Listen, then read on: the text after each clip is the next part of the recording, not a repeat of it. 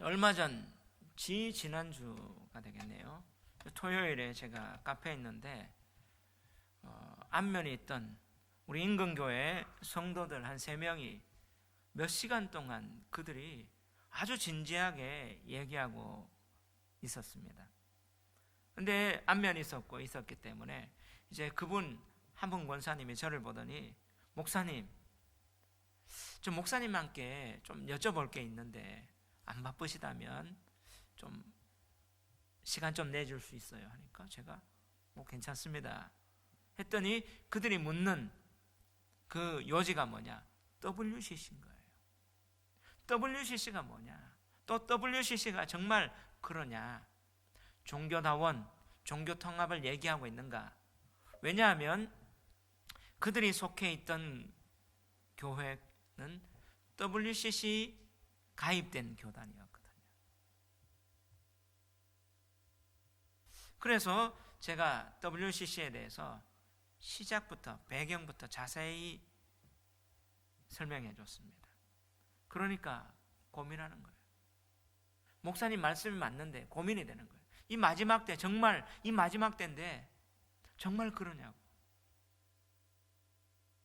이런 고민을 했습니다. 또 그 주간에 어떤 성도님이 만나서 이런저런 얘기를 하는데, 이 말세에 이 적그리스도와 베리칩이 666 아니냐, 이렇게 묻습니다.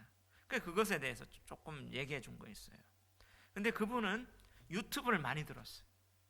그러니까 적그리스도가 세계 단일 정부를 세우고 딥스테이트, 뭐 일루미나티, 프리메이슨, 뭐 예수회, 뭐 이런 얘기들이 쭉 많은데 이 목사님이 이렇게 하고 저 목사님이 저렇게 이야기하고 이게 뭐냐고 묻습니다.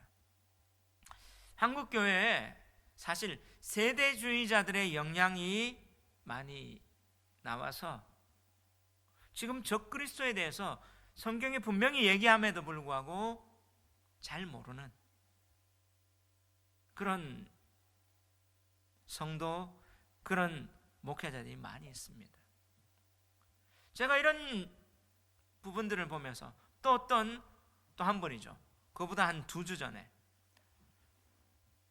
제가 잘 아는 성도님인데 분당에서 여기에 방문을 했어요.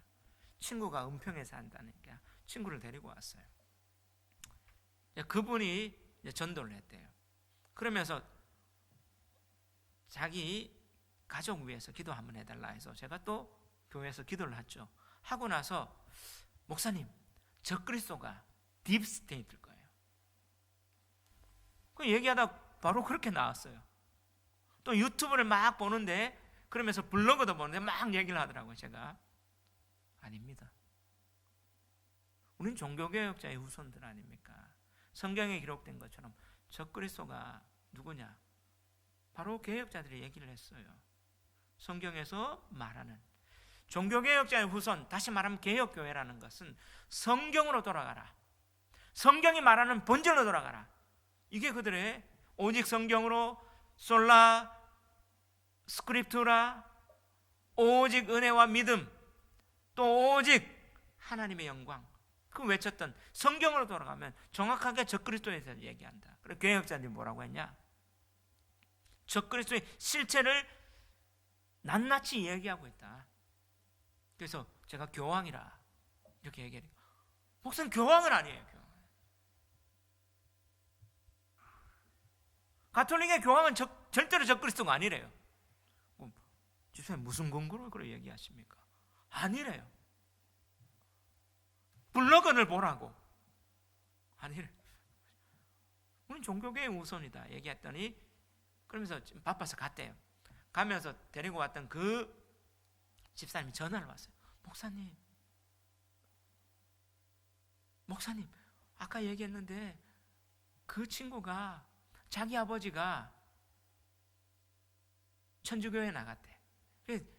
얼마 전에 돌아가셨는데 미사로 집례를 했기 때문에, 그렇게 얘기하면 안 돼요. 꼭 목사님 그렇게 얘기. 나는 사람 맞추는 게 아니라 성경이 그렇게 얘기하고 역사적으로 그렇게 했는데 어떻게 하냐. 전화 왔어요. 지금 적그리스도가 누구냐에 대해서 여러 가지로 지금 왔다 갔다 그렇게 지금 성도들 가운데도 지금 헷갈려하고 있어요. 제가 이걸 보면서 이런 생각이 들었습니다. 영적 전쟁 가운데 적을 알지 못하면 정말 큰일 나겠구나. 왜냐하면 손자가 지피지기면 백전불이라고 했거든요. 지피, 적을 알고 지기, 나를 알면 백전불이. 100번 싸웠어도 100번 패하지 않는다. 자, 이걸 통해서 우리한테 나오는 말이에요. 지피지기면 백전백승이다. 다시 말하면 적을 알고 나를 알면 패하지 않고 또 승리할 수 있다. 야, 그렇구나. 이게 지금 한국교회의 문제구나. 정말 이 영적 전쟁 가운데 있는데 우린 그리스도인이라고 하잖아요. 우리의 구원은 그리스도, 메시아가 누구냐, 이걸 믿는 거거든요. 그게 기독교예요. 유대교하고 다른 차이가 기독교, 그리스도가 누구냐, 그분이 예수다, 그분이 메시아다, 예수 그리스도를 믿는. 그래서 구원의 근거 그건데, 그럼 이 그리스도에 대한 대적자가 누굽니까? 안티크라이스트, 적 그리스도, 대적 그리스도 아니에요. 근데 적을 알아야 되는데 적을 몰라요. 심각하겠구나, 이런 생각이 들었어요. 성경은요 정확하게 적 그리스도가 누군지 알려주고 있습니다. 오늘 본문이 이제 그러한데요, 다니엘은 지금 환상을 보죠. 바로 벨사살 원년, 정말 암울한 시기, 그때 주전 556년경인데 환상을 봅니다. 이 환상 봤는데 어떤 반응이에요? 15절에 보면 나 다니엘이 중심에 근심하며 내 머릿속에 환상이 나를 번민하게 한지라. 지금 뭐예요?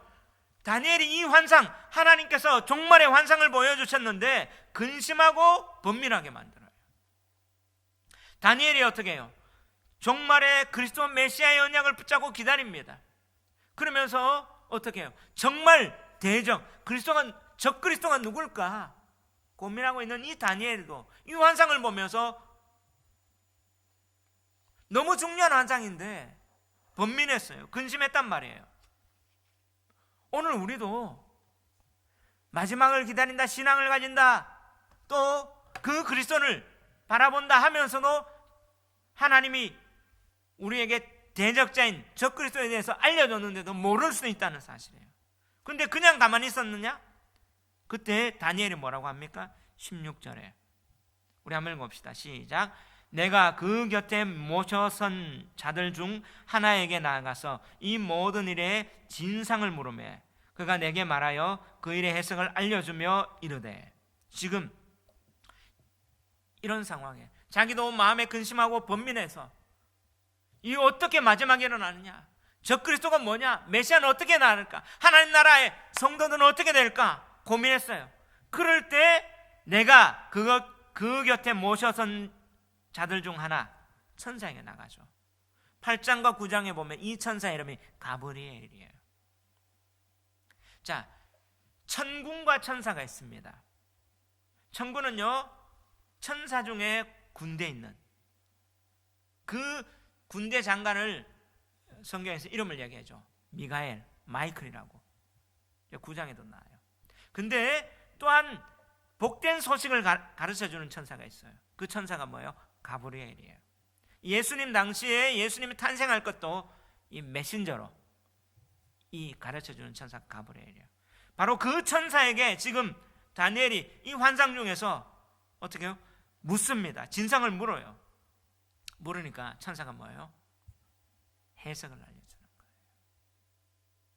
오늘 우리도요 정말 하나님 어떻습니까? 라고 물으면 하나님은 진짜를 알려줍니다. 안 물어서 그렇지. 자, 그 해석에 관한 내용이 오늘 본문의 내용이에요. 근데 오늘 본문은요 크게 두 단락으로 구분되는데요, 바로 그 구분되는 기준이 16절 끝에 알려주며 이르되 할 때 원어에는 아마르란 말이에요. 자, 이르되 하면서 어디까지 와요? 22절까지. 그리고 23절에 모신자가 이처럼 이르되 아마르. 자, 원어에서는요, 그 모신자가 이르되 암마르 하나 딱 달락. 그 다음에 23절에 암마르 모신자가 이르되 암마르 한 달락, 두 달락으로 나눠줘요. 이걸 통해서 오늘 본문은요, 두 구조를, 두 달락을 통해서 보여주는데요, 그 내용이, 그 메시지가 무엇인가? 두 가지입니다. 첫 번째, 적 그리스도가 성도들에게 한시적으로 고난을 주지만 반드시 때가 이르면 성도들이 영원한 승리를 얻게 됨을 알려주는 거예요. 자, 오늘 다니엘이 정말 이 환상을 보고 정말 두려워하고 번민하고 있을 때 적 그리스도가 이렇게 창궐하잖아요. 나타나요. 이 의미가 뭡니까? 할 때 오늘 바로 17절부터 22절까지는 적 그리스도가 성도들에게 한시적으로 고난 준다는 거예요. 그럼에도 불구하고 반드시 뭐가 이러면, 때가 이러면 성도들이 영원한 승리를 얻게 된다는, 그것을 해석해줘요. 그렇다면 이 마지막에 적 그리스도 환상과 종말의 환상을 통해서 결국에는 뭐예요? 승리하기 때문에 다니엘은 두려워하지 않는 거예요. 자, 다니엘이 이 환상을 봤을 때가 벨사살이 있을 때, 정말 암울한 시절입니다. 자, 바벨론이 멸망할 시절, 그리고 하나님의 백성은 포로가 돼가지고 정말 거의 70년 가까이 있는, 정말 이걸 견뎠는데 암울하지 않아요. 근데 이 환상 가운데 뭐예요? 적 그리스도는 고난 주지만 마지막 뭐예요?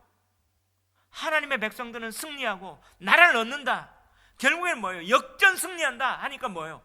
기다릴 수 있고 고난을 견딜 수 있는 힘이 되는 거죠. 승리한다니까, 역전의 날이 온다니까. 이 역사 가운데 성취될 하나님의 계획을 보여주면서 결국에는 이 환상을 통해서 뭘 얻습니까? 소망을 갖고 위로를 갖고 견딜 수 있는 힘을 얻을 수 있다는 사실이에요. 아멘. 자, 오늘 이 다니엘의 환상의 첫 번째 독자는 뭐예요? 고난당하는 당시의 백성들이에요. 그 당시에 정말 포로 가운데 있었던 그 백성들, 그리고 또 그 후에 뭐예요? 다시 포로 귀환돼서 성전을 건축하려고 할 때 암울했던, 이제 성전을 건축하고 예루살렘을 재건해야 되는데 어떻게 해요? 황량해요. 무엇부터 어떻게 할 때 그렇게 암울하고 황량했던 그들이 뭐예요? 하나님은 분명히 회복해 주신다. 대적들은 멸망시켜 주실 것이다. 결국에는 뭐예요? 위로가 되고 소망이 되는 거예요. 바로 자기들의 사명, 이 현실 앞에 넘어 하나님이 승리해 줄 그것을 보면서 어떻게 해요? 이것을 견디고 감당할 수 있는 힘을 얻을 수 있다는 사실이에요.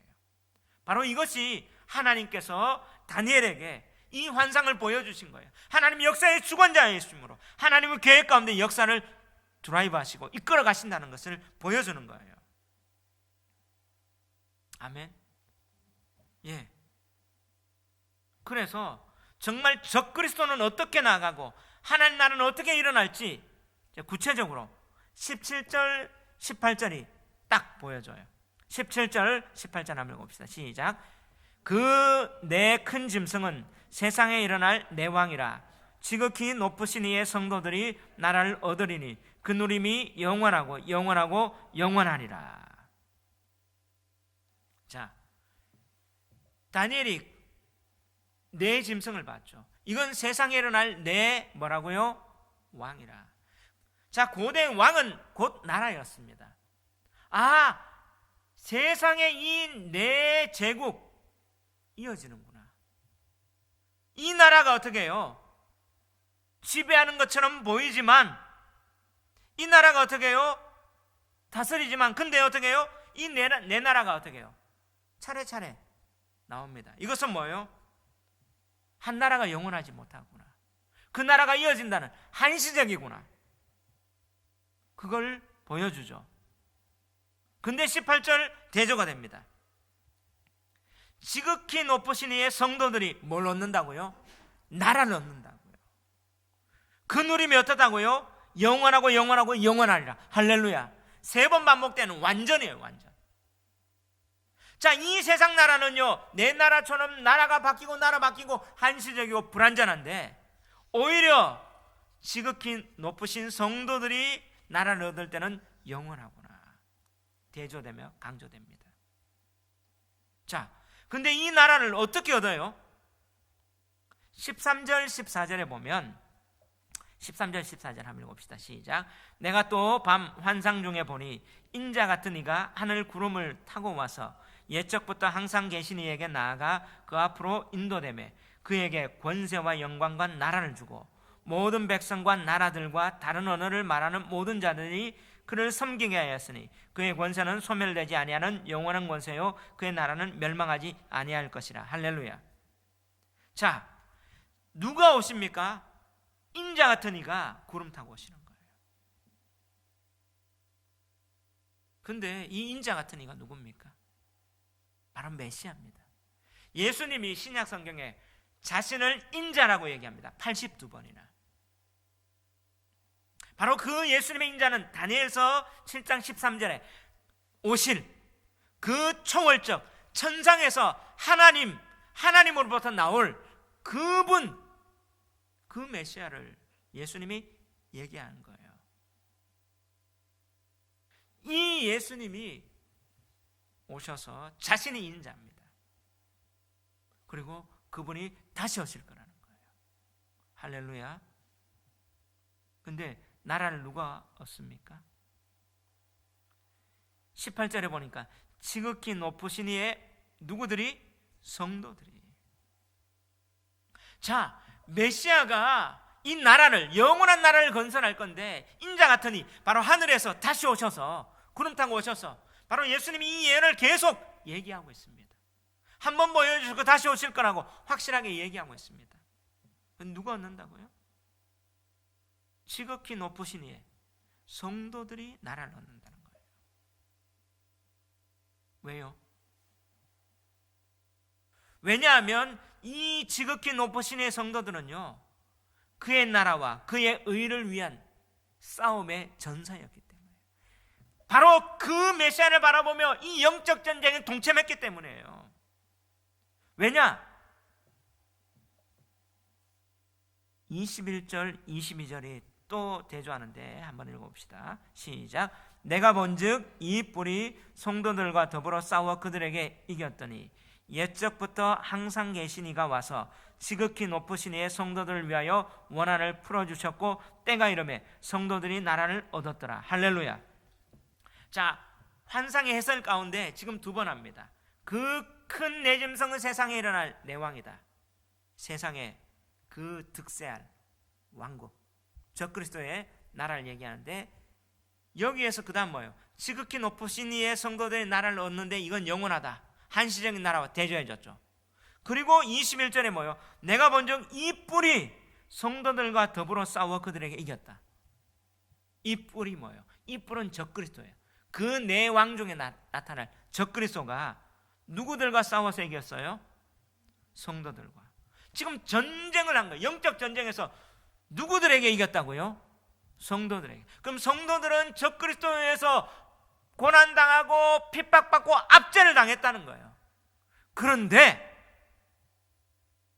22절, 그걸 견디니까 옛적부터 항상 계신 이가 와서 지극히 높으신 이의 성도들을 위하여 원한을 풀어주셨고, 할렐루야. 하나님이 그 성도들의 원한을 풀어주셨고, 뭐가 이러매? 때가 이러매 성도들이 뭘 얻었더라? 나라를 얻었더라. 아멘. 때가 이러매. 자, 뭡니까? 이 나라를 얻는 것은 예수 그리스도의 메시아가 다시 오실 것을 기다리며 그 지극히 높은 성도들이 나라를 어떻게 했냐면, 때가 이러매 이 영적 전쟁에서 지금 지는 것처럼 보이고 고난 가운데 있지만 때가 이러면, 전쟁 가운데 견뎌나가면 영원한 나라를 얻는다는 사실입니다. 할렐루야. 다시 말하면 적그리스도가 일시적인 승리와 성도들에게 환난과 핍박을 주지만 이걸 다 견디고 통과한 후에는요, 그들이 영원한 나라를 얻는다는 사실입니다.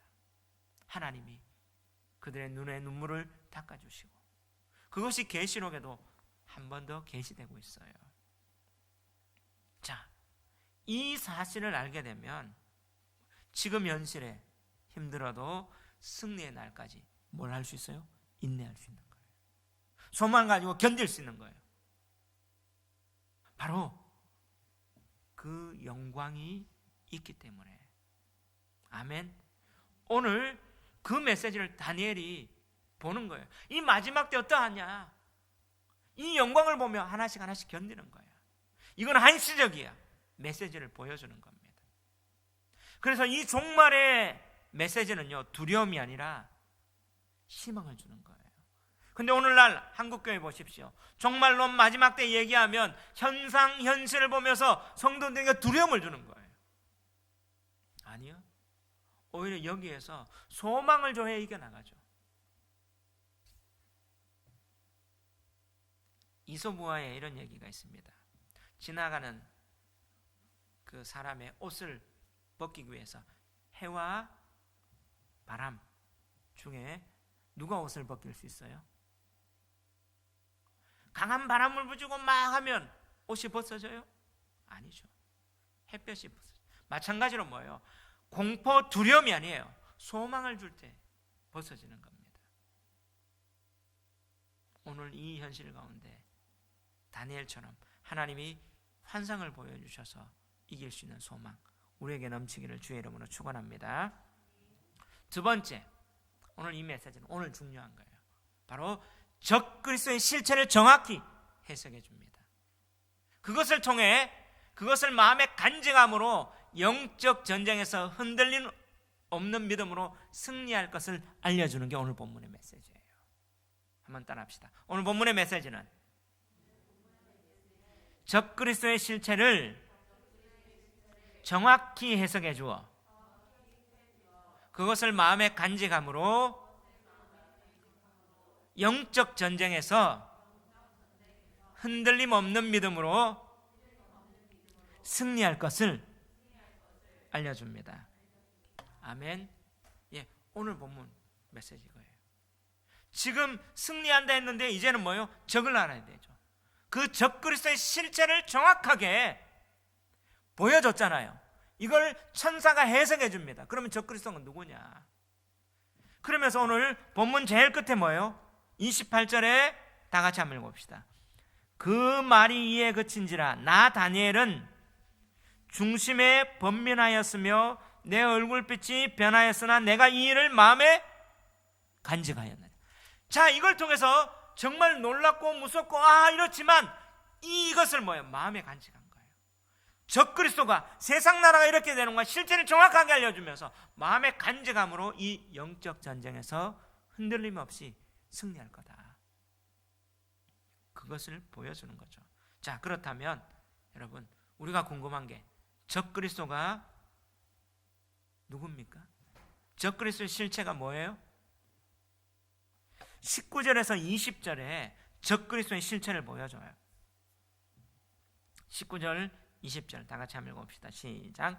이에 내가 넷째 짐승에 관하여 확실히 알고자 하였으니 곧 그것은 모든 짐승과 달라서 심히 무섭더라. 그 이는 쇠요 그 발톱은 노시니 먹고 부서뜨리고 나머지는 발로 밟았으며 또 그것의 머리에는 10뿔이 있고 그 외에 또 다른 뿔이 나오매 세 뿔이 그 앞에서 빠졌으며 그 뿔에는 눈이 있고 큰 말을 하는 입도 있고 그 모양이 그의 동료보다 커 보이더라. 자, 지금 이 네 짐승인데 이 네 짐승은 어떻게 해요? 끊어짐이 없이 이어졌죠. 근데 마지막 넷째 짐승에 관하여 확실히 알고자 하는, 다시 말하면 적그리스도는 어디에서 나와요? 넷째 짐승에서 나와요. 근데 그것은 모든 짐승과 달랐어요. 자, 짐승은 뭐라고 했습니까? 왕이라고 했죠. 그 마지막 왕에서 나오는데 왕은 왕인데 다른 왕하고 달라요. 근데 뭐예요? 심히 무서운. 그이는 쇠요 그 발톱은 노시니 먹고 부서뜨리고 나머지는 발로 밟으면 잔혹합니다. 아주 파괴력이 엄청나죠. 근데 뭐예요? 그 머리에는 10뿔이 있어요. 10뿔은 열왕이라고 지난주에 오늘도 볼 텐데 그 10개의 왕이 있는데 그 10개 나라에서 나오는 다른 뿔이에요. 그것과 연결되어 있는데, 근데 그게 뭐예요? 새 뿔이 그 앞에서 빠졌단 말은 새 뿔을 어떻게 해요? 없앴단 말이죠. 근데 그 적그리스도는 뭐가 있어요? 눈이 있어요. 눈은 뭐예요? 감시하죠. 다. 그리고 입이 있어요. 큰 말하는, 대적하는 말. 그 모양이 그의 동료들보다 더 커 보이는 그런 어떤 왕보다 더하는 그런 적그리스도. 자, 이제 이런 계시를 통해서 역사적으로 나타난 적그리스도의 실체 무엇입니까? 저는 지난주에 바로 이 적그리스도 작은 뿔이 제가 교황이라고 했어요. 자, 이 작은 뿔이요, 계시록 13장에 보면 동일한 적그리스도라. 이건 모든 학자, 모든 성경학자, 목사님들이 같은 견해입니다. 계시록 13장의 짐승, 바로 적그리스도의 예언인데 그 적그리스도의 출현지역과 그 역사적 배경이 오늘 본문인 거예요. 자, 그러면 이 작은 뿔이 누구를 지칭하냐? 근데 세대주의자들은요, 적그리스도에 대해서 어떻게 말하냐? 이 넷째 짐승은 로마 제국인데요, 이 열뿔은 그 당시 있을, 그게 아니라 나중에 훗날에 일어날 유럽의 연합국입니다. 그래서 재생 로마 제국. 그래서 뉴 월드 오더라고 세계 단일 국가에서 적그리스도가 나온다 이렇게 얘기해요. 근데 성경에서 어떻게 해요? 이게 언제 저 마지막 때로 넘어간다고 얘기합니까? 그건 거짓말이에요. 그건 어떻게 해요? 완전 드라마로 쓴 거예요. 자, 이런 세대주의자의 잘못된 가르침으로 인해서 진짜 적그리스도의 실체를 오늘날 인지 못하는 거예요. 그래서 세대주의자들은 이 종말의 날 이때 그러면서 세계 단일 정부다 그러면서 어떻게 뉴 월드 오더라고 세대 단일 정부가 일어나고, 그게 한번 틀린 사람이 옛날에 서달성 목사 바코드 해가지고 뭐 저 유럽 연합에 룩셈베르크에 뭐가 있고 비스트가 있고 그 세계 컴퓨터가 비스트가 있고 바코드다 뭐 666이다 이런 얘기해. 그가 어떻게 나중에 커밍아웃 하잖아요. 잘못했다. 오늘날 또 뭐예요? 이 세계 단일 정부의 지도자가 프리메이슨이고 딥스테이트에 나오고, 그게 예수회하고 연결되어 있고 뭐 기사단이고 프리메이슨에 그들이 어떻게 음모를 막 얘기를 합니다. 근데요, 이게 2장하고 오늘 다니엘 7장이 같잖아요. 2장에 보니까 어떻게 해요? 뜨인 돌이 발가락에 탁 쳐요. 그러면 어떻게 해요? 민족이 절대로 안 섞인다고 얘기해요. 유럽의 단일 정부가 생깁니까? 성경은 안 생긴다고 얘기해요. 근데 세대주의자들은 뭐예요? 성경 갖고 얘기한다고 해서 끝에 싹 바꾸잖아. 유럽 정부가 일어난다. 아니요. 성경은 아니라. 그리고 어떤 열불하고 넷째 짐승하고 간극이 있다. 아니요. 성경이 간극이 있다고 얘기 안 하지 않습니까? 오늘 이렇게 19절부터 20절까지 딱 얘기를 했어요. 이거에 대한 해설이 뭐냐? 23절부터 자, 모신자가 이처럼 이르되 아마를 해설을 해줘요. 적그리스도의 실체를 더 깊게 심층적으로 딱 보여주는 거예요. 자, 이런 걸 통해서 오늘 아주 중요하게 역사적으로 한번 볼 텐데요, 시간은 조금 갈 수 있어요. 찾아봅시다. 23절 모신자가 23절 한번 봅시다. 시작. 모신자가 이처럼 이르되 넷째 짐승은 곧 땅의 넷째 나라인데 이는 다른 나라들과는 달라서 온 천하를 삼키고 밟아 부서뜨릴 것이며, 그 다음 그 열불은 그 나라에서 일어날 열왕이요 그 후에 또 하나가 일어나리니 그는 먼저 있던 자들과 다르고 또 새 왕을 복종시킬 것이며. 자, 그러면 10뿔이 그 10왕인데 그 후에 또 하나가 나타난 거예요. 그와 다른 새 왕을 복종시킵니다. 25절 시작. 그가 장차 지극히 높으신 이를 말로 대적하며 또 지극히 높으신 이의 성도를 괴롭게 할 것이며 그가 또 때와 법을 고치고자 할 것이며 성도들은 그의 손에 붙임받아 한 때와 두 때와 반 때를 지나리라. 적그리스도는 뭐예요? 그가 하나님을 대적해요. 성도들을 핍박합니다. 때와 법, 하나님의 때와 하나님의 율법을 고치는 거예요. 성도들은 그의 손에 붙임받아 한시적인 한 때와 두 때와 반 때, 그 한시적인 시간 동안 고난받게 돼요. 그러나 심판이 시작되면 그는 권세 뺏기고 완전히 멸망한다고 하죠.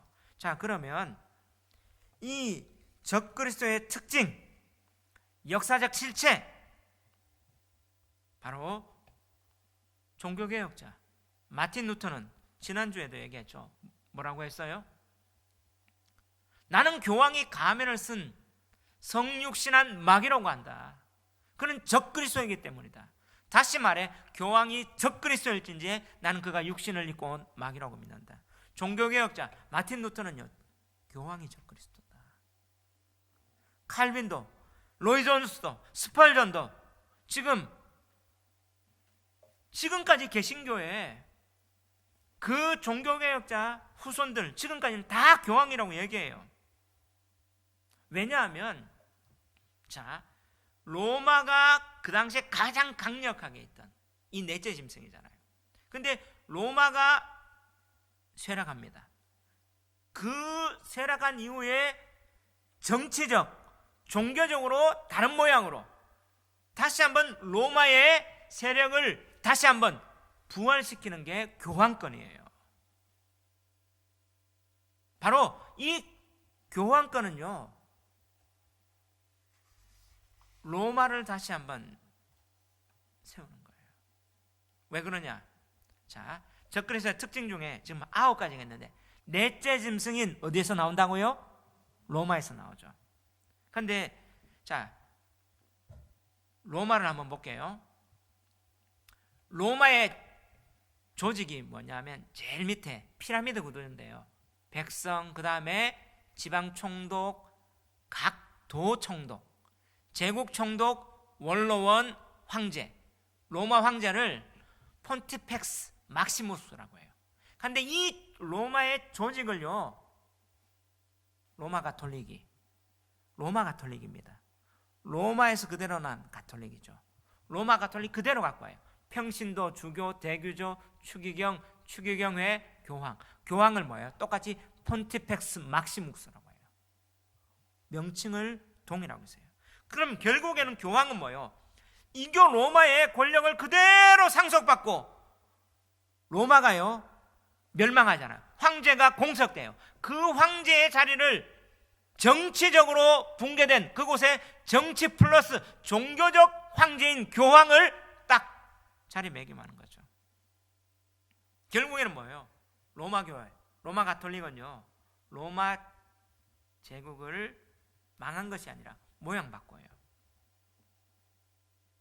자, 오늘날 WCC 하면서 한국교회에서 WCC는요, 그 실체가 뭐예요?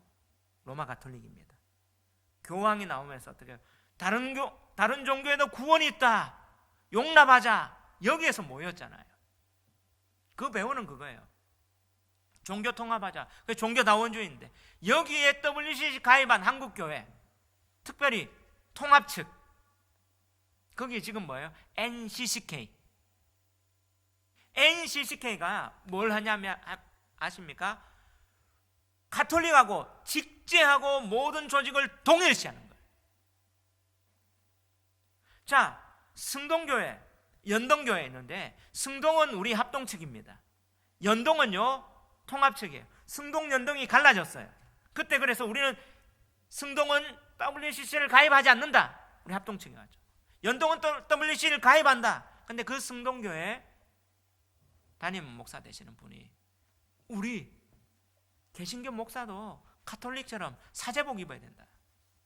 그러면서 어떻게 해요? 로망칼라한 목사 옷 와이셔츠 입고 사제복 입어야 된다 하고 직제를 로마 가톨릭과 똑같이 하자. NCCK가 그렇게 만들었어요. 지금 통합 딱 되잖아요. 그러면 어떻게 해요?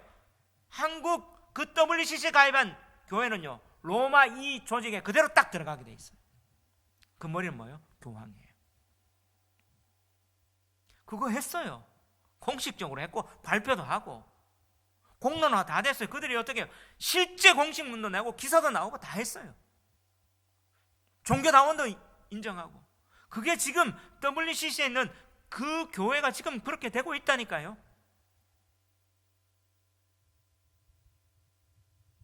지금 이게 현실입니다. 두 번째, 자, 적그리스도의 특징 두 번째, 열불은 열왕이라고 했죠. 그 후에 작은 뿔로 나온다고 했는데, 자, 지난주에 우리가 열불이 로마 제국에서 분열된 열나라라는 것을 우리가 봤죠. 작은 뿔은 어떻게 해요? 그 10개의 분열된 유럽에서 출현한 세력이어야 되죠. 그러면 적그리스도의 지정학적 위치가 돼요? 유럽입니다. 자, 요한계시록 17장에 보면요, 이 13장에도 짐승을 지난주하고 똑같이 보였죠. 17장의 음녀와 바벨론, 머리는 바벨론이에요. 이 짐승이 다 바벨론과 연결되어 있어요. 근데 이 마지막 짐승에 대해서 어떻게 얘기하느냐? 계시록 17장. 제가 이걸 안 해놨구나. 자, 제가 읽어드릴게요. 계시록 저장이 안 되는 것 같아요. 17장 자, 한번 7절 한번 찾아봅시다. 요한계시록 17장 7절, 그 다음에 12, 13절 시작. 천사가 이르되 왜 놀랍게 여기느냐? 내가 여자와 그가 탄 7머리와 10뿔 가진 짐승의 비밀을 네게 이르리라. 자, 10뿔 가진 짐승의 비밀을 가르쳐 주는 거예요. 내 얼굴 나와야지 화면. 그렇지. 짐승의 비밀. 자, 12, 13절 시작. 내가 보던 10뿔은 열왕이니 아직 나라를 얻지 못하였으나 다만 짐승과 더불어 임금처럼 한동안 권세를 받으리라. 그들이 한 뜻을 가지고 자기의 능력과 권세를 짐승에게 주더라. 자, 네가 보던 10뿔은 뭐라고요? 열왕. 요한계시록에서 똑같이 얘기해요. 열왕이죠. 자, 로마가 전 세계를 지배하잖아요. 기독교를 공양했던 로마 황제 콘스탄티누스는요, AD 313년에 기독교를 공인합니다. 공인하면서 어떻게 하느냐? 이교를 다 데리고 가는 거예요. 너희가 정치적으로 지금 교회 기독교를 딱 공인한, 핍박이 아니라 공식적으로 인정하죠. 하면서 어떻게 해요? 90%는 사제를 모집합니다. 사제를 모집하면 너희에게 집 주고, 그리고 황제에 녹을 줘서 너희들 엘리트층 계층으로 해줄게. 근데 너희들이 갖고 있던 이방신 섬기는 모든 걸 다 갖고 올 수 있어. 기독교를 공인하면서 90%는요 그 당시에 우상 문화를 다 갖고 옵니다. 가톨릭에는 뭐예요? 지금 토착하라 하면서 어떻게 해요? 각 나라에 있는 종교를 다 흡수하잖아요. 천주교회 가면요 제사 지내도 돼요. 똑같아요. 다 갖고 왔어요. 근데 이렇게 하다가 자기 정치적 위기가 있어요. 인플레이션이 엄청납니다. 그리고 과세를 냈는데 사람들이 어떻게 해요? 세금 너무 많이 하다 폭동이 일어날 것 같으니까 이런 부분들을 해소시키기 위해서 노바 로마 선언하면서 330년에 수도를 로마, 이탈리아 로마에서 저 터키 콘스탄티노플로 수도를 천도해요. 원래 천도 이름이 그 도시 이름이 비잔틴인데 자기 이름이 뭐예요? 콘스탄티누스니까 콘스탄티노플로 이돌하죠. 오늘날 터키 이스탄불이 그 도시입니다. 그래서 서로마에서 동로마로 바뀌는데요, 이렇게 돼 있어요. 로마에서 콘스탄티누스가 저 수도를 로마에서, 이탈리아 로마에서 저 터키에 비잔틴 콘스탄티노플로 딱 이동하고 동로마 제국이 시작되죠. 그러니까 어떻게 해요? 자, 동로마 서로마 분리됐죠. 서로마에서 동로마로 분리됐어요. 그러면 자, 우리 이 지도를 보는 것처럼 전 세계 중심이 로마였습니다. 유럽이었죠. 지금 아시아 쪽으로 이렇게 옮겨지는데, 그러면 로마 황제가 콘스탄티노플로 딱 가니까 저 로마에는 뭐가 바뀌어요? 황제의 자리가 공석이 되죠. 그죠? 그때 그들은 뭐 합니까? 로마를 떠나고 나니까 서쪽에서, 서유럽에서 가장 우월한 존재가 누굽니까? 로마 교회, 로마 가톨릭의 대주교였어요. 대주교니까 황제가 없으니까 대주교를 어떻게 해요? 그들에게 가장 종교적인 세력이었지만 정치적으로 의지하게 됩니다. 근데 이런 상황에서 375년에 게르만족이 침입한 거예요. 민족 대이동. 그러다가 로마가 어떻게 해요? 황제가 오른쪽으로, 동쪽으로 콘스탄티노플 가가지고 게르만족이 하니까 서쪽의 유럽은 어떻게 해요? 붕괴 시작해요. 그래서 476년에 소로마는 게르만족 출신의 장군 오토 아게르에 의해서 멸망당합니다. 그래서 어떻게 해요? 10조각으로 딱 분열하죠. 이 10조각으로 분열해서 저 위에 영국이죠. 앵글로 삭슨. 그 밑에 뭐예요? 프랑크족, 프랑스. 그 밑에 뭐예요? 저 핑크 쪽에 알레마니가 독일이죠. 그 다음에 어떻게, 그 하얀색의 부르군디, 스위스. 그 다음에 부르군디, 동고트, 롬바르드. 자, 서고트가 뭐예요? 왼쪽에 보면 저기가 스페인이에요. 스페인 위에 스웨비가 어떻게 해요? 포르투갈입니다. 그 밑에가 반달. 이렇게 헤룰리 10개 종족으로, 나라로 분리돼요. 근데 그 중심은 뭐예요? 로마에서. 근데 이렇게 분리되고 나니까 정치적인 황제가 저쪽으로 터키 콘스탄티노플로 갔죠. 그들이 뭐예요? 종교적 세력인 대주교를 황제로 임명합니다. 교황이 당되죠. 그럼 교황은요, 왕이에요. 황제가 되는데 종교와 정치를 같이 극에서 왔지만 작은 뿔로 다르게 나와요. 그렇지 않습니까?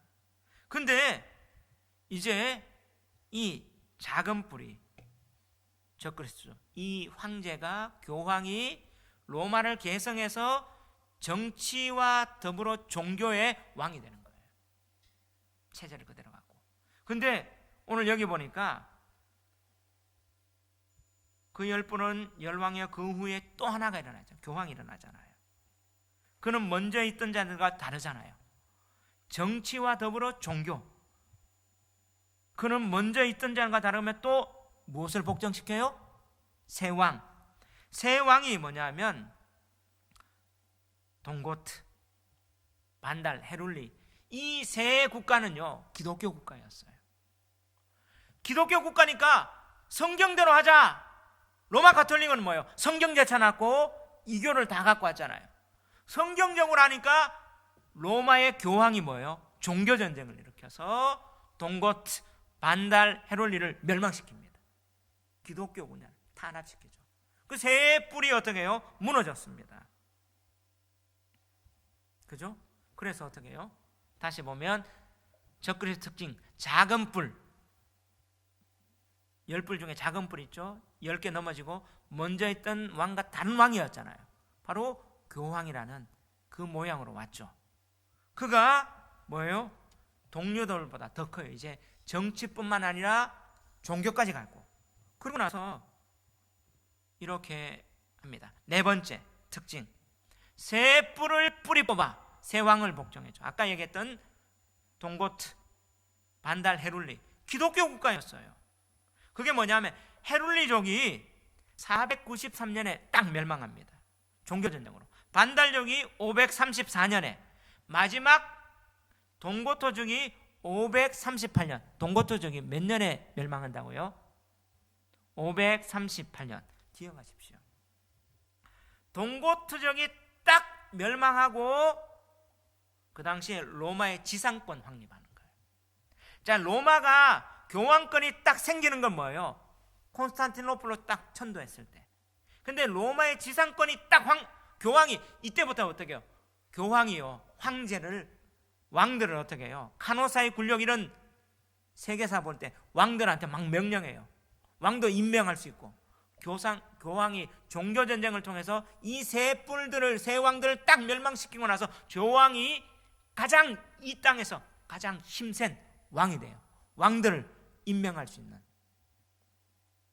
그게 538년입니다. 근데 지금 여기에 보니까 그 8절에 보면요, 8절 한번 봅시다. 시작. 내가 그 뿔을 유심히 보는 중에 다른 작은 뿔이 그 사이에서 나더니 첫 번째 뿔 중에 셋이 그 앞에 뿌리까지 뽑혔으며, 작은 뿔, 적그리스도죠. 사람의 눈 같은 뭐가 있고요? 눈들이 있대요. 자, 적그리스도의 특징 5번째. 사람의 눈 같은 뭐가 있다? 예. 작은 뿔로 그렇게 표현된 적그리스도는요, 눈이 있대요. 교황권은 이제 교황이 지상권을 딱 확립하고 나서 교황권의 강화를 위해서 뭘 합니까? 종교재판소를 설치해요. 이 종교재판소는요, 지구상 지금 현존하는 최고의 악명 높은 사찰기관이에요. CIA, 모사드 넘어가는 종교재판소는요, 사찰기관이에요. 보안기관입니다. 자, 명목은 뭐예요? 이단 척결. 근데 결국엔 성도들을 감찰합니다. 그러면서 뭐예요? 뭘 감찰해요? 성경 갖고 있으면, 성경이 금서예요. 성경 갖고 있으면 그는 어떻게 해요? 종교재판소 와서 핍박 주고 고문 주고 죽입니다. 화형시켜요. 다 뭐예요? 성경이 자기의 정체를 발표해내고, 성경 모델도로. 자, 우리가 뮤지컬 더북이라고 13세기에 했던, 우리 교인들도 한번 봤던 그 모습 보면 뭐예요? 영국에서도 성경이 진짜인데, 성경 때문에 뭐예요? 성경 이거 보려고 딱 있으면 어떻게 해요? 화형당해요. 최고의 감시기관이 종교재판소인데, 이 종교재판소에서 지금 현존하는 가장 최악의 고문이 여기서 다 나왔어요. 사람이 받는 고문들, 이런 어떤 제가 자료를 다 보여주면 여러분 놀랄 거예요. 북한 저리가 알아요. 여기서 다 모든 고문 이런 것들이 수출 다 됐어요. 뭡니까? 교황권 수호를 위한 감시기관을 만들었죠. 그 다음 뭐예요? 또 입이 있어 큰 말을 하더라. 뭐예요? 적그리스도 특징. 그가 장차 지극히 높으신 이를 말로, 25절에 한번 읽읍시다. 시작. 그가 장차 지극히 높으신 이를 말로 대적하며. 자, 교황은 뭐예요? 적그리스도는 뭐예요? 입이 있어 큰 말을 하고 말로 하나님을 대적하는. 결국에는 작은 뿔로 표상된 적그리스도의 교황권은요, 신성모독하는 말을 해요. 지극히 높으신 이를 말로 대적하는. 여러분, 적그리스도는 하나님을 말로 대적합니다. 하나님이 이 세상을 뭐로 창조하셨어요? 말씀으로. 마귀는요, 말씀은요, 생명과 사망의 권세를 가졌어요. 그런데 하나님은 창조한 이 세상 말씀으로 다스리길 원하는데, 여기에 대적한 마귀는요, 우리를 하나님 앞에 죄악 가운데 이끌어가기 위해서 뭐 합니까? 말로, 거짓말로, 하나님을 대적하는 반역의 말로 아담을 꼬십니다. 하와를 꼬십니다. 결국에는 하나님을 대적하는 말로 적그리스도는 그렇게 나오는데, 이것에 대해서 사도 바울도 예수 그리스도의 종말에 대해서 예언합니다. 적그리스도에 대해서 분명히 말하는데, 데살로니가 후서 2장 1절부터 12절까지 다 읽어보시면 좋은데, 자 1절 3절 4절 한번 읽을 텐데 우리 한번 읽어봅시다. 시작. 형제들아, 우리가 너희에게 구하는 것은 우리 주 예수 그리스도의 강림하심과 우리가 그 앞에 모임에 관하여 쭉 얘기해요. 하면서 뭐요? 너희들 2절 한번 읽어봅시다. 시작. 영으로나 또는 말로나 또는 우리에게 받았다는 편지로나 주의 날이 이르렀다고 해서 쉽게 마음이 흔들리거나 두려워하거나 하지 말아야 한다는 것이다. 자, 영 받았다, 말로 편지 받았다, 주의 날, 종말의 날 해서 흔들리거나 두려워하지 마라. 지금 그래서 데살로니가후서를 편지를 합니다. 3절, 여기서 이거 중요해요. 이 말씀 시작.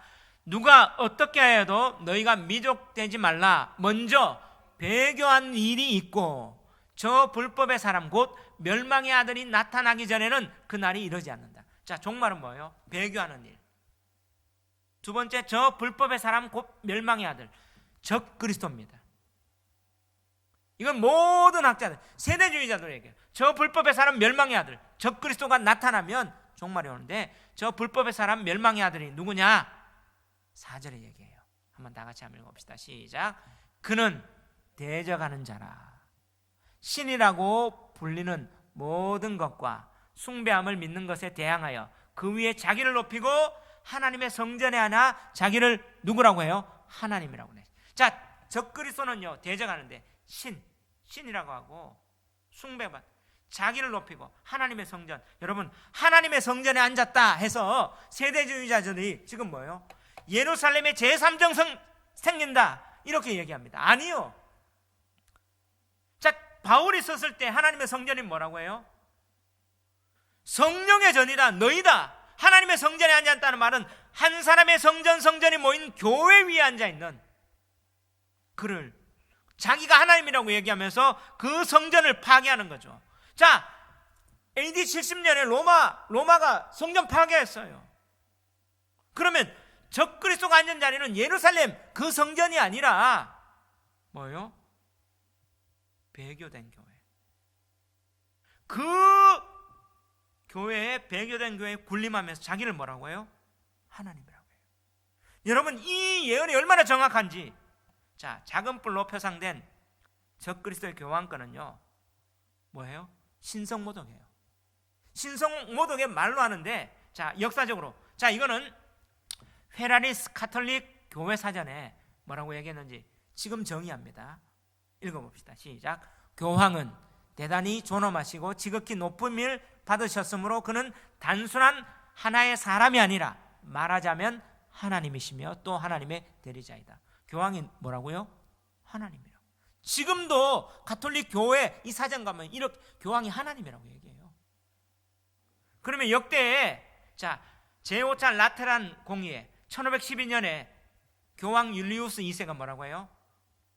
그들에게 딱 칭송해줘요. 공의에서, 공교에서 어떻게 율리우스 2세에게 이렇게 헌정하는 말을 합니다. 그대는 목자이시요, 의원, 의사이시요, 주권자이시요, 농부이시며 하나님에 대한 표현이죠. 마침내 그대는 이 땅에 계시는 또 한 분의 뭐다? 하나님이다. 교황이 하나님이라고 공의회가 선언합니다. 그리고 또 어떻게 해요? 교황 인노센트 3세 그가 이렇게 얘기해요. 나는 그리스도보다 더욱 자비롭다. 지가 그런 말로 해요. 왜냐하면 내가 영혼들을 연옥에서 건지는데 견주어, 그리스도는 영혼들을 연옥에다 그냥 버려뒀다. 나는 영혼을 연옥에서 건져내는 그리스도보다 더 자비로운 자다. 교황이 예수 그리스도보다 더 능력이 있어요. 구원의 능력. 자, 교황 비오 10세가 뭐라고 해요? 읽어봅시다. 시작. 내가 길이요 진리요 생명이라. 누굽니까? 예수님보다. 자, 교황 레오 13세 시작. 나는 전능하신 하나님을 대신하여 이 지구를 붙들고 있대. 하나님 대신해서 지구 붙들고 있는 자. 11월 30일 날 교황이 또 얘기했어요. 프란시스코라는. 하나님 예언을 받았대. 어떤 예언을 받았냐면 코로나 백신 2번 맞으면 천국 들어간대. 백신 안 맞은 사람들은 천국 못 들어간대. 하나님이 새로운 계시를 받았기 때문에 자기가 먼저 백신 맞는데요. 그래서 이제 미사 들어오는데 백신 안 맞은 성도는 지옥 가기 때문에 백신 맞아야 된대. 계시 받았다고 선언했어요. 그 제가 링크 걸어줄까요? 뉴스에 기사가 나고 얘기를 해요. 참. 네. 자, 교황 그리고 그레고리 11세 읽어봅시다. 시작. 교황은 하늘의 능력을 가졌으며 자연의 모든 것을 변화시킬 수 있고 무에서 유를 만들어낼 수 있으며 부정의를 정의로 바꿀 수 있고 그는 능력으로 가득 차 있다. 엑스니힐로 무에서 유를 창조하는 창조자래요. 말로 하나님을 대적하죠. 엄청난 겁니다. 자, 지금도 가톨릭 교회 가면 딱 있는 교리서입니다. 사제의 존엄과 의무라는 이 책에 12권 2쪽에 있습니다. 제가 한번 읽어드릴까요? 하나님 자신도 그분의 사제들의 심판 및 그들의 면제를 거절하느냐 허락하느냐에 따라서 죄를 용서하시느냐 안 하시느냐를 결정해야 할 의무가 있다. 하나님이 죄를 용서했냐 아니면 용서 안 하느냐 그 결정할 의무가 누구들 때문에? 사제들의 심판 및 면제. 하나님도 사제들이 딱 이 사람은 죄 용서돼야 됩니다. 이 사람은 죄 용서 못합니다. 딱 하나님 그거 듣고 하나님이 결정한대요. 그건 누굽니까? 하나님보다 더 결정권 있는 게 사제예요. 그래서 사제들의 심판권이 우선하고 그 후에 하나님께서 동의한다는 거예요. 가톨릭 교회 교리입니다. 그리고 이 책의 문 2 고해성사란 무엇인가? 읽어봅시다. 시작. 고해성사란 사제가 하나님을 대신하여 죄를 사해주는 성례다. 자, 가톨릭 교회에서 정말 중요한 속죄가 뭐예요? 고해성사예요. 사제가 선언해줘야지 죄가 없어져요. 하나님 우리에게 용서 선언이 아니고. 자, 문 3. 사제는 참으로 죄를 사하는가? 아니면 죄들이 사해졌다고 선언하는 것뿐인가? 답이 뭐예요? 그 책에 시작. 사제는 그리스도에 의하여 그에게 부여된 권세로서 죄들을 실제로 참으로 사한다. 그 사제의 왕이 누구예요? 교황. 죄를 사할 수 있는 거는요 사람이 못하는데 지극히 신성모독적인, 놀랍지 않습니까? 교황의 이 사제권이 과거의 것이 아니라 지금도 동일한 거예요. 하나님을 대적하는 참남한 말로 벼락 맞을 소리를 지금 하고 있어요. 지금 가톨릭 교회 저 도레올 성당에서 멀리서 있는 게 아니라 요 가까이 한다니까요. 찾아가서 보세요. 자, 오늘 조금 길겠지만 요거 하고 오늘 끝냅시다. 조금만 더. 자, 7번째 그리스도의 특징, 적그리스도의 특징 7번째. 지극히 높으신 이의 성도를 뭐예요? 괴롭게 하죠. 여기 25절에 보면 이게 뭐예요? 종교재판소 설치하기 위해서 1179년 제3차 라테란 공의에서 어떻게 해요? 종교 탄압을 위해서 이제 종교재판소 설정하자 결정하고 나서 1183년에 교황 루시우스 3세가 종교재판법 제정해 종교재판소 설치하고 나서요.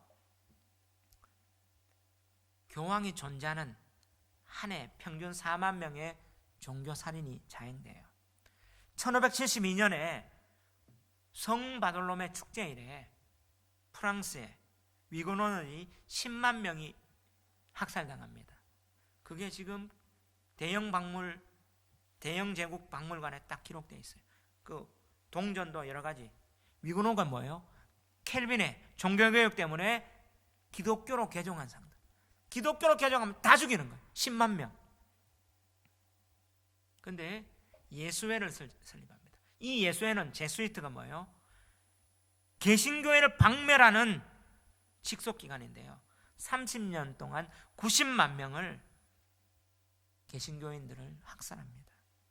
1641년에 아일랜드에서 어떻게 해요? 10만 명 개신도를 학살해요. 핍박 일어나죠.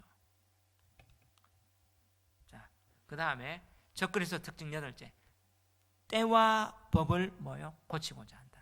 자, 좀 마스크 때문에 이렇게 좀 산소호흡이 안 되죠. 몽롱하지만 눈을 크게 뜨고, 자, 여기 한번 볼게요. 유대의 종교적 절기를 때와 법, 절기는요 구약에서 하나님의 절기죠.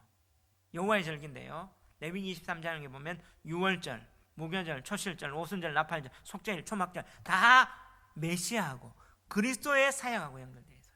예수님이 어떻게 유월절에 어린 양이 되고, 무교절에 뭐예요? 무교병으로 초실절 날 부활하시고, 오순절 날 성령이 임했고, 나팔절 다시 오실 예수님을 얘기하고, 속죄일 대속죄, 초막절이 안 이루어졌죠. 결국에는 그리스도를 예표하는데요, 가톨릭에는요 이 절기 외에 바돌로메 축제일, 무슨 일, 마리아 축일, 대성일 다 만들어버려요. 그거보다 더 중요해요. 대강절 지금 얘기하는 것도요, 사순절도 원래 없는 절기들이에요. 가톨릭에 다 만들었어요. 그러면서 뭐예요? 다른 걸로 다 대체합니다. 그 가운데 지금 뭐예요? 마리아 종신처녀설 얘기해요. 마리아는 종신처녀였다. 마리아가 뭐예요? 무죄설, 평생 무죄. 마리아는 또 뭐예요? 승천했다. 마리아는 예수보다 더 큰 신이었어요. 엄마신. 근데 이 마리아 신격을 한 이 마리아 선은요 뭐냐? 바벨론이에요. 니무롯의 아내 아내가 여신 숭배죠. 해서 담무스를 낳았어요. 그 담무스를 안고 있는 세미라미스잖아요. 세미라미스가 담무스를 낳는 요 신, 이게 고대 지금 다 이게 창세기 10장에 있는 거예요. 노홍수 이후에 바벨론, 머리는 바벨론이잖아요. 고대 바벨론. 이 세미라미스 여신 숭배가 아기를 낳는, 자, 아기가 셉니까? 엄마가 셉니까?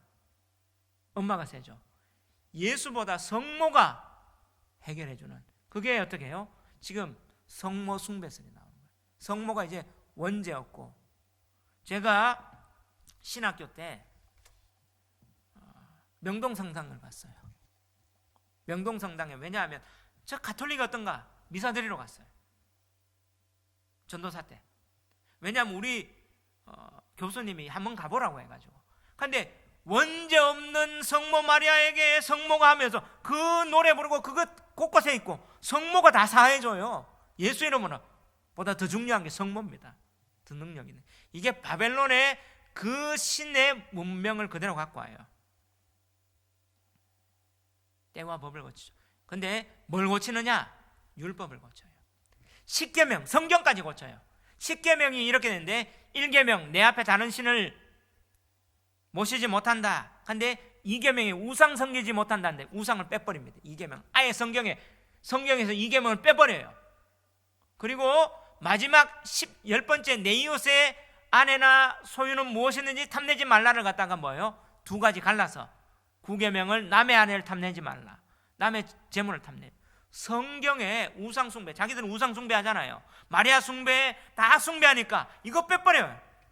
여러분, 이게 가톨릭 교리 사전 119종을 지금 스캔한 거예요. 천주교 10계명이에요. 성경 빼버립니다. 누구 힘으로? 교황이요. 하나님이니까. 자, 이제 마지막.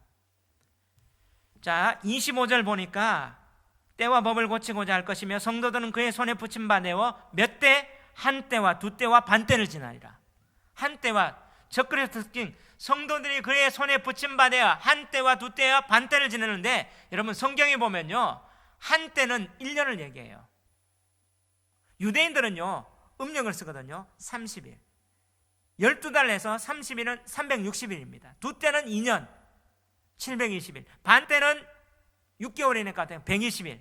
그러면 360, 720, 120을 딱 더하면 1260일이 되죠. 한 때, 두 때, 반 때. 자, 여기에 때란 말은 이단인데요 1년. 자, 근데 성경에서 자, 민수기 한번 볼게요. 14장 34절에 너희는 그 땅을 정탐한 날수인 40일, 하루를 1년으로 쳐서 그 40년간 너희에게 제약을 담당했다. 하나님이 뭐예요? 하루를 한 해로, 때를 하루를 한 해로, 그죠? 친다고 해요. 에스겔에도 보면 뭐라고 해요? 에스겔 4장 6절에 내가 네게 40일로 정하였는 하루가 몇 년이다? 1년이다. 자, 한때, 두때, 반때 1260일이죠. 한때 하니까 1년이잖아요. 1년이 며칠이에요? 1로 하면 360일. 그죠? 왜냐하면 음력을 쓰거든 유대인들은요. 30. 그 다음에 두 때는 뭐예요? 720일. 반 때는 180일. 다 더하니까 1260일. 1260일이 중요해요. 한때, 두때, 반때. 이 3년 반이라고 하는데 세대주의는 3년 반, 전 3년 반, 후 3년 반 갈라요. 또 7년 대환란 얘기하면서 1260일, 이게 1261이니까 하루를 1년으로 하니까 1260년 동안 어떻게 됐느냐. 자, 역사 가운데 교황권이 확립된 시기가 언제? 동고토적이 딱 멸망하고 작은 뿔이 딱 쓰잖아요. 그때가 몇 년이라고요? 538년. 538년부터 1260년을 더하면 몇 년이에요? 자, 봅시다. 538년, 바로 이때 동고토적이 멸망하고 교황이 딱 지상권을 확립했죠. 적그리스도 등극했어요, 실제로. 그리고 1260년을 딱 지나니까 1798년, 그때 2월 15일 프랑스 혁명이 딱 발발했어요. 그리고 나서 어떻게 해요? 나폴레옹의 부하 베르티에 장군이 교황에게 딱 따라서 교황 비오 6세 체포해서 프랑스 감옥으로 딱 보냅니다. 그러면서 어떻게 해요? 딱 감옥에 가서 교황의 세속 권력에 어떻게 해요? 딱 종지부를 지켜줘요. 그 다음 해에 교황이 비오 6세가 죽어요. 옥사예요. 그러면서 이때 프랑스 대혁명으로 인해서 뭘 합니까? 교황의 권위가 끝났다. 포고문을 딱 붙입니다. 역사적으로. 그러면 교황이 적그리스도 와가지고 딱 지금 한때, 두때, 반때 1260년 동안 뭐예요? 정확하게 핍박했죠. 그때 딱 끝나게 되는 거예요. 이걸 통해서 역사 가운데 어떻게 해요? 누가 적그리스도다? 교황이다. 근데 지금 가톨릭 TV입니다. 가톨릭 TV에서 캡처한 화면인데요. 지금 로마 바티칸에 교황 자리가 이렇게 돼 있어요. 계시록에 보면 20장에 하나님이 백보자 심판, 흰보자 심판이 있어요. 지금 교황이 앉아 있는 자리가 뭡니까 지금? 잘못 눌렀네. 교황이 앉아 있는 자리가 뭐예요? 요게 뭐예요? 여기 뭐예요? 흰 보자죠. 흰 보자 옆에 뭐가 앉아 있어요? 뭐가 두 개 써 있어요? 천사, 그룹입니다. 여기에 천상에 대주교들이 있는데 24장로처럼 24 대주교가 있어요. 지금 교황이 뭐라고요? 하나님의 왕, 하늘의 왕. 이게 로마 바티칸, 로마 성베드로 대성당이 지금 이렇게 하고 있어요. 적그리스도입니다. 아멘. 자, 이 예언이 어떻게 역사 가운데 그대로 이루어졌어요. 자, 이제 정리합니다. 손자병법에 적을 알고 나를 알아야지 피하지 않고 백전백승한다. 영적 전쟁에 그대로 적용되는데 오늘날 한국교회는 뭐예요? 종교개혁자들이 그렇게 얘기하고 한국 개신교회는 종교개혁자의 후손인데 성경이 이렇게 말하고 있는데 어떻게 해요? 적그리스도가 여기 있다 저기 있다, 뭐 세계 딥스테이트가 하나 일어난다, 뭐 일루미나티가 세계 정부를 구성한다, 딴 말을 소설을 쓰고 있어요. WCC의 배후는 로마 바티칸입니다. 지금 전 세계에 어떻게 해요? 국가로서 교황이 이렇게 나오잖아요. 다른 나라 국왕보다 더 큰 시티예요. 바티칸 시티, 도시국가로 왕으로 대접받는데 엄청난 지금 돈들 다 들어가고 있어요. 그리고 전 세계 조직력이 다 있어요. 지금 여기에서 가톨릭 교회 헌금이 어떻게 로마로 다 들어가요. 전 세계 단일 영향력을 끼칠 수 있는 게 교황입니다. 이 시대 때 우리는 어떻게 살아야 돼요? 이 일을 마음에 간직하는 것처럼 영적 전쟁에 이기기 위해서 간직해야 돼요. 그런데 오늘날 뭐예요? 가톨릭 교회도 교회 아니냐? 큰 집 아니냐? 큰 집 작은 집 아닙니다. 그 이교입니다. 로마 체제에서 어떻게 해요? 기독교를 공인할 때 90% 이교를 다 갖고 와 짬뽕한 그 이교죠. 그래서 어떻게 해요? 우리 기독교는, 개신교는요, 작은 집이 아니라 본질로 돌아와 초대교회로 가자. 초대교회를 개성한 거예요. 성경 그대로 갖고. 우리가 큰 집이죠. 불법의 사람, 저 성전에 앉아있는 대적의 사람이 적그리스도 실체가 겁니다. 그래서 오늘 여기 있다 저기 있다 헷갈리지 마시고 성경대로 제대로 믿고 마지막 때에 그렇게 가는 저와 여러분 되시기를 주의 이름으로 축원합니다.